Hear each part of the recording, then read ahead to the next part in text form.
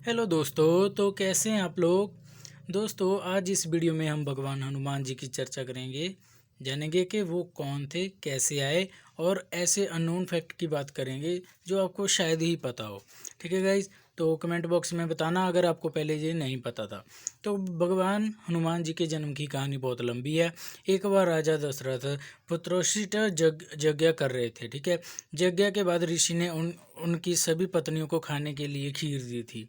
रानी कौशल्या के हिस्से का कुछ खीर एक चील लेकर भाग गया था। ठीक है, इसके बाद भगवान शिव जी ने उस खीर को पूजा कर रही अंजना के हाथों में गिरा दिया और अंजना ने उसे भगवान का प्रसाद समझकर खा लिया।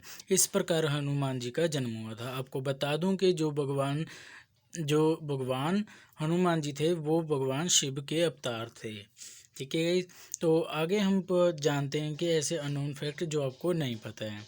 हनुमान जी को बजरंगबली क्यों कहा जाता है।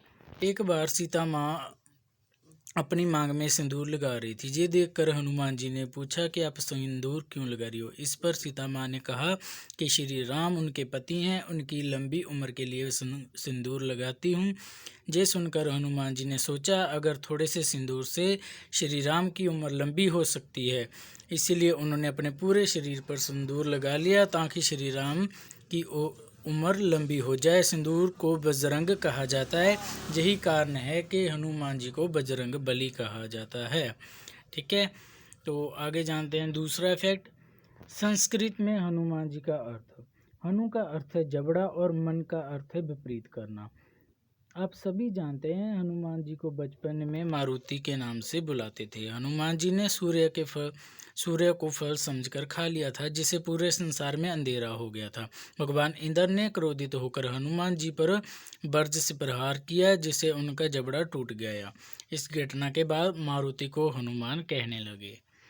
हनुमान जी का एक पुत्र था। ये जानकर आपको बड़ा आश्चर्य होगा। हनुमान जी के ब्रह्मचारी होने के बाद भी उनका एक पुत्र था। उनके पुत्र का नाम मकरध्वज था, जिसका जन्म एक मछली के पेट से हुआ था। हनुमान जी ने जब पूरी लंका को आग लगाती थी और उनकी पूंछ की आग बुझाने के लिए समुद्र में डुबकी लगाई थी, तब उनके पसीने में एक मछली ने निगल लिया था। इस प्रकार मकरध्वज का जन्म हुआ था। ठीक है, हनुमान जी को मौत की सजा भगवान राम ने सुनाई थी। नारद जी कहने पर भगवान हनुमान जी ने विश्वामित्र का स्वागत नहीं किया। इस बात से विश्वामित्र की नाराज हो गए और भगवान राम को हनुमान को मृत्युदंड देने से कहा। भगवान राम उनका आदेश टाल नहीं सके क्योंकि विश्वामित्र भगवान राम के गुरु थे।